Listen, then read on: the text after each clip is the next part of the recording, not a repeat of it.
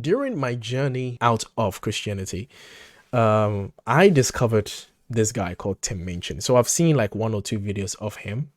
I didn't really follow him much, but I thought he was quite hilarious in his delivery and everything. But that's how I know Tim Minchin, right? But I don't know what this is about. This is called Storm, and he did this live. So let's check this out. Tim Minchin, Storm. Let's go. I think I can speak for contemporary males. I don't know if you guys agree. You get to that point in your life, like I think mostly in the early 30s for men anyway, where you start to realise that everything you want to say, everything you want to express in your life can't necessarily be expressed in comedy song. Okay. And I think it's at this point in your average man's life when he might choose to write a 9-minute beat poem.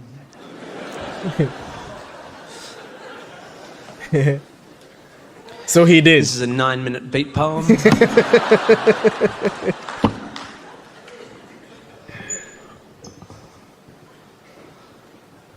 It's called Storm.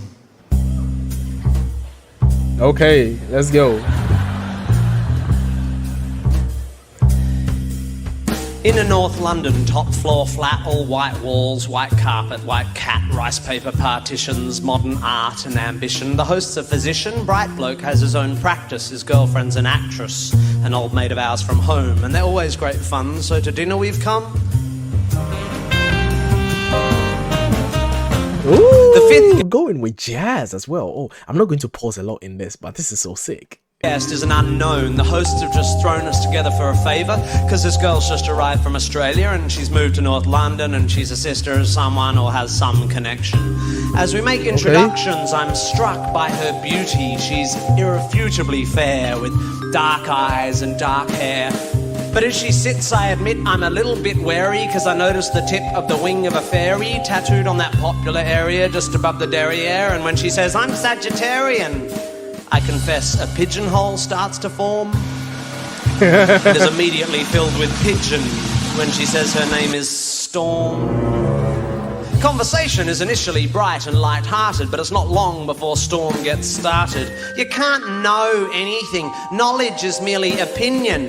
She opines over her Cabernets. I think I know what this is.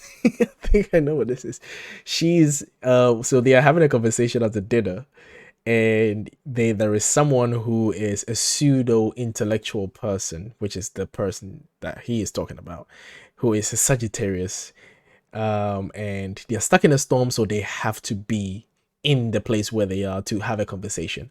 Okay. Sauvignon vis-a-vis some unhippily empirical comment made by me. Not a good start, I think. We're only on pre-dinner drinks, and across the room my wife widens her eyes, silently begs me, be nice. A matrimonial warning not worth ignoring, so I resist the urge to ask Storm whether knowledge is so loose weave of a morning when deciding whether to leave her apartment by the front door or the window on her second floor. The food is delicious, and Storm, whilst avoiding all meat, happily sits and eats. Was avoiding all meat. Slightly pissedly holds court on some anachronistic aspect of medical history when Storm suddenly insists, but the human body is a mystery. Science just falls in a hole when it tries to explain the nature of the soul. My hostess throws me a glance. She, like my wife, knows there's a chance I'll be off on one of my rare but fun rants, but I shan't. My lips are sealed. I just want to enjoy the meal. And although Storm is starting to get my goat, I have no intention of rocking the boat. Although it's becoming a bit of a wrestle, because like her meteorological namesake, Storm has no such concerns for our vessel. Pharmaceutical companies are the enemy. They promote drug dependency at the cost of the natural remedies that all our bodies need. They are immoral and driven by greed. Why take drugs when herbs can solve it? Why use chemicals when homeopathic solvents can resolve it? I think it's time we all return to live with natural medical alternatives. And try as I like, a small crack appears in my diplomacy dike. He is trying to maintain decorum without literally snapping. By definition, I begin, alternative medicine, I continue, has either not been proved to work or been proved not to work. Do you know what they call alternative medicine that's been proved to work?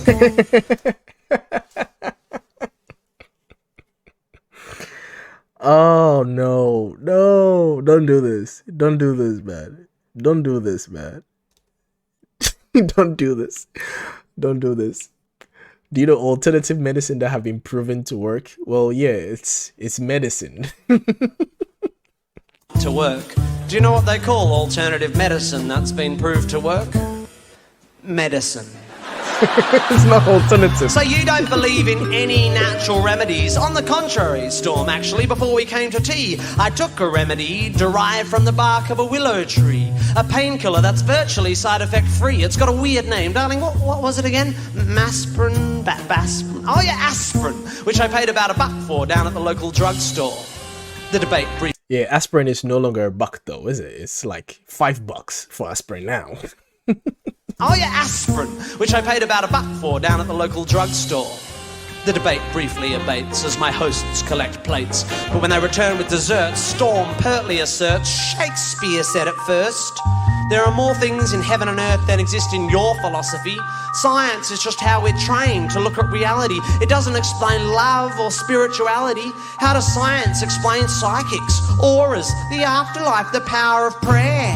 I'm becoming aware that I'm staring. I'm like a rabbit suddenly trapped in the blinding headlights of vacuous crap.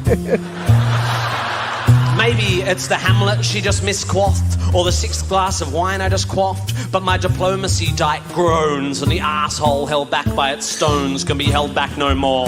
Look, Storm, sorry, I don't mean to bore you, but there's no such thing as an aura. Reading auras is like reading minds, or tea leaves, or star signs, or meridian lines. These people aren't plying a skill. They're either lying or mentally ill. Same goes for people who claim to hear God's demands and spiritual healers who think they've got magic hands. By the way, why do we think it's okay for people to pretend they can talk to the dead? Isn't that totally fucked in the head, lying to some crying woman whose child has died and telling you you're in touch with the other side? I think that is fundamentally sick. Do we need to clarify here that there's no such thing as a psychic? What are we, fucking two? Do we actually think that Horton heard a who? Do we still believe that Santa brings us gifts, that Michael Jackson didn't have facelifts? Are we still so stunned by circus tricks that we think the dead would want to talk to pricks like John Edward? Storm to her. You know, I always wondered. I always wondered when people say that someone, like, for example, when someone passes, and rest in peace to everyone who has, you know, we all have someone that we've lost, right? And then when we say, you know, oh, they passed on, they're in heaven now, looking down on us. Why? Really? You know, that's like, that's the thing to do in heaven. You know, with all the suffering and the bickering and the fights and the arguments and the stress that you've been through in life, you die, you go to heaven, and you stare down at the same place again. Like, I don't think I would be staring down on earth, on anybody for that matter. Oh, man. Her credit, despite my derision, keeps firing off cliches with startling precision, like a sniper using bollocks for ammunition. Ooh. You're so sure of your position, but you're just closed-minded. I think you'll find that your faith in science and tests is just as blind as the faith of any fundamentalist. No. Wow, that's a good point. No. Let me think for a bit. Oh, wait, my mistake. That's absolute bullshit. Science adjusts its views based on what's observed. Faith is the denial of observations so that belief can be preserved. If you show me that, say, homeopathy works, then I will change my mind. I will spin on a fucking dime. I'll be as embarrassed as hell, but I will run through the streets yelling, "It's a miracle! Take physics and bin it! Water has memory, and whilst its memory of a long-lost drop of onion juice seems infinite, it somehow forgets all the poo it's had in it. You show me that it works and how it works, and when I've recovered from the shock, I will take a compass and carve fancy that on the side of my cock." Whoa. Everyone's just staring now, but I'm pretty pissed and I've dug this far down, so I figure, in for a penny, in for a pound. it's a bit too late now. I have to double down. Life is full of mysteries, yeah, but there are answers out there, and they won't be found by people sitting around looking serious and saying, isn't life mysterious? Let's sit here and hope. Let's call up the fucking Pope. Let's go watch Oprah interview Deepak Chopra. If you want to watch telly, you should watch Scooby-Doo. That show was so cool because every time there was a church with a ghoul or a ghost in a school, they looked beneath the mask, and what was inside? Oh, a fucking janitor or the dude who ran the water slide. Because throughout history, every mystery ever solved has turned out to be not magic. Does the idea that there might be knowledge frighten you? Does the idea that one afternoon on Wikipedia might enlighten you frighten you? Does the notion that there might not be a supernatural so blow your hippie noodle that you'd rather just stand in the fog of your inability to Google? Isn't this enough? Just this world? Yeah, that's actually a mad point, because it's just so, and again, to anyone that believes, in whatever they believe in, you're free to believe whatever you believe in. I'm just gonna comment on my opinion on this. It's actually pretty cool how he brings up that point that isn't this enough. And you think about it, is that there's so much that a lot of religions push, and religion seem to push, how do I say this? The crux of it all and the base of a lot of religions has to do with humility and gratefulness, and being grateful to what you have and being happy with what you have and working with what you have and not being greedy. But then there is this bit about a lot of religions, not all religions, but a lot of religion that seem to push a little bit further and say, well, this life is not really all of it. You're going to get a sequel. So don't worry. This life is kind of like a passing, and you're going to get the streets of gold and the fountain of youth and whatever that the religion promises you. And it's like, whoa, isn't this enough though? Shouldn't you be just okay with this? Why do you want more? It's kind of like isn't that an oxymoron? Like, you're grateful for your life, but then you would want more from that too. It's like, well, shouldn't you be okay with just this? This would be enough, right? No? Why do you want more? Anyway, let's move on. Just this beautiful, complex, wonderfully unfathomable natural world? How does it so fail to hold our attention that we have to diminish it with the invention of cheap man-made myths and monsters? If you're so into your Shakespeare, lend me your ear. To gild refined gold, to paint the lily, to throw perfume on the violet, it's just fucking silly. Or something like that. But what about Satchmo? I'll see trees of green, red roses too. And fine, if you wish to glorify Krishna and Vishnu in a post-colonial, condescending, bottled up and labelled kind of way, then whatever, that's okay. But here's what gives me a hard on. I am a tiny, insignificant, ignorant bit of carbon. I have one life, and it is short and unimportant. But thanks to recent scientific advances, I get to live twice as long as my great uncles and aunts. Yes. Twice as long to live this life of mine. Twice as long to love this wife of mine. Twice as many years of friends and wine, of sharing curries and getting shitty at good-looking hippies with fairies on their spines and butterflies on their titties.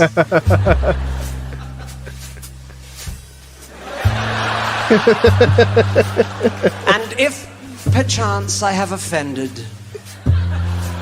think but this and all is mended. Would as well be 10 minutes back in time for all the chance you'll change your mind.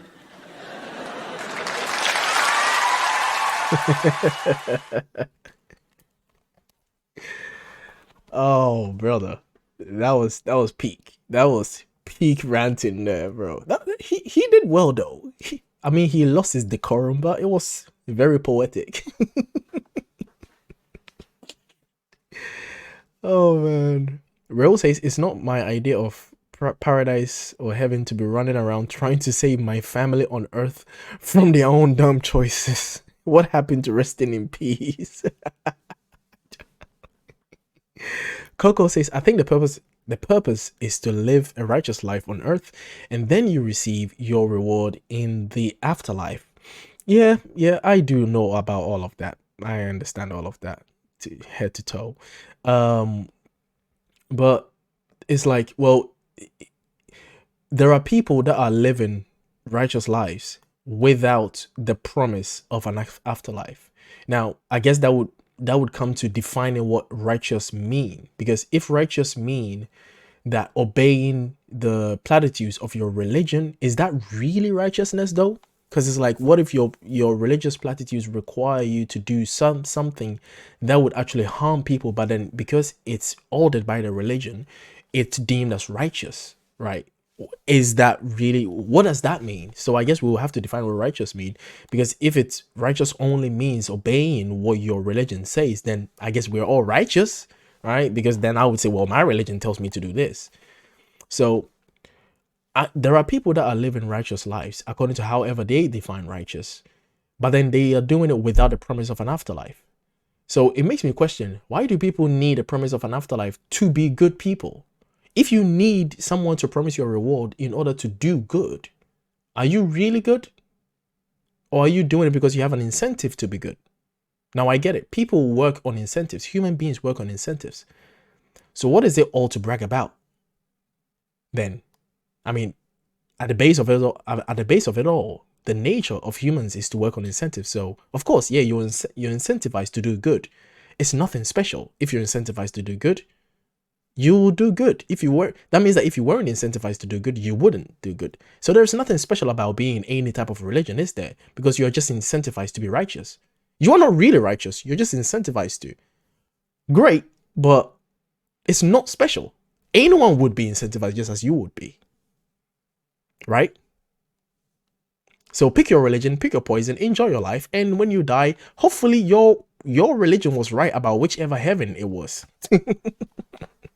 Hopefully. Live your life. I just think it's the audacity for people to walk around thinking I am right and everyone else is wrong. It's like, wow, amazing. like 100%, you're right. That's amazing. Incredible amount of confidence, but hey, enjoy your life though.